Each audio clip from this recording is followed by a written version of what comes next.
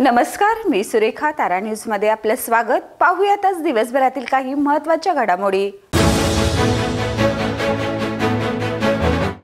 कोल्हापुरातील गांधी मैदानात जाणून बुजून ड्रेनेज लाईन बंद करून पाणी साचवलं जात असल्याचा गंभीर आरोप शिवसेनेने केलाय.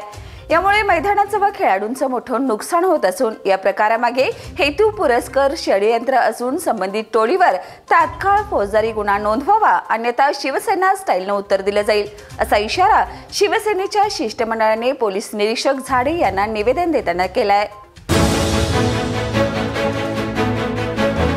जिल्हा सहकारी दूध उत्पादक संघ गोकुळच्या अध्यक्षपदासाठी शशिकांत पाटील चोळेकर यांचं नाव अंतिम करण्यात आलं असून शुक्रवारी 30 मे रोजी संचालक मंडळाच्या बैठकीपूर्वी त्यांची अधिकृत घोषणा होण्याची शक्यता आहे.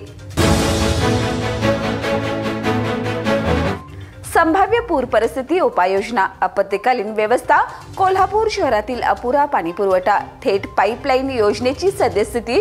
संभाव्य पूर स्थितीतील पाणी पुरवठ्याचं नियोजन आदीबाबत आज राज्य नियोजन मंडळाचे कार्यकारी अध्यक्ष आमदार राजेश क्षीरसागर यांच्या अध्यक्षतेखाली आढावा बैठक संपन्न झाली.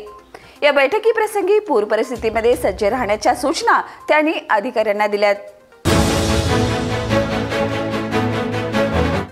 कसबा बावडा लाईन बाजार परिसरातील सेवा रुग्णालयांच्या रुग्णसेवेवर कसबा बावडा ते शिये ग्रामीण भागापर्यंत सुमारे 1 लाख नागरिक अवलंबून आहेत. त्यामुळे रुग्णसेवेसाठी हे रुग्णालय सुसज्ज व्हावं.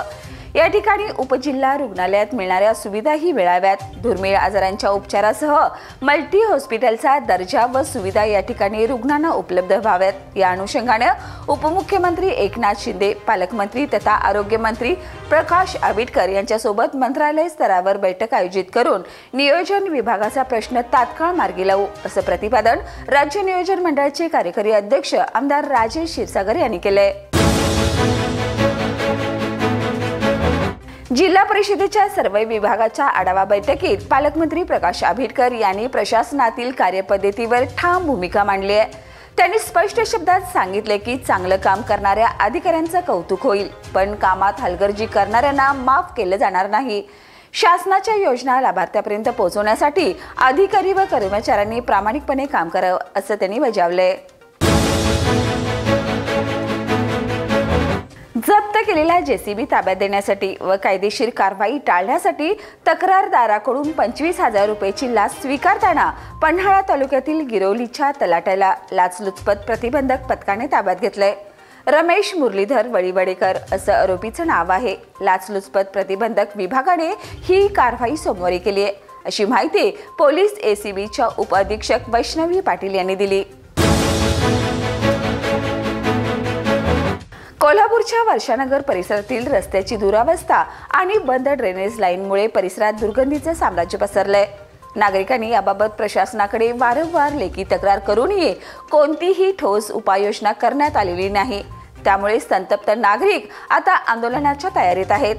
प्रशासनाने त्वरित पावले उचलावीत, अन्यथा तीव्र आंदोलन छेडण्याचा इशारा नागरिकांनी दिलाय. खरीप हंगाम तोंडावर आल्याने राज्यामध्ये शेतकरी खते खरेदी करत असताना शेतकऱ्यांना सर्रास लिंकिंगची बोगस खताची सक्ती केली जात असून युरिया, पोटॅश, DAP सारखी खते किमतीपेक्षा जास्त दराने विक्री केली जात आहेत. राज्याचे मुख्यमंत्री व कृषी मंत्र्यांनी फक्त वल्गना करून अधिकाऱ्यांच्या आड शेतकऱ्यांची लुबाडणूक सुरू असल्याची टीका स्वाभिमानी शेतकरी संघटनेचे संस्थापक राजू शेट्टी यांनी केली आहे. तर या होत्या आज दिवसभरातील महत्त्वाच्या घडामोडी. उद्या पुन्हा भेटूया नवीन बातमीपत्रासह. तोपर्यंत पाहत रहा तारा न्यूज.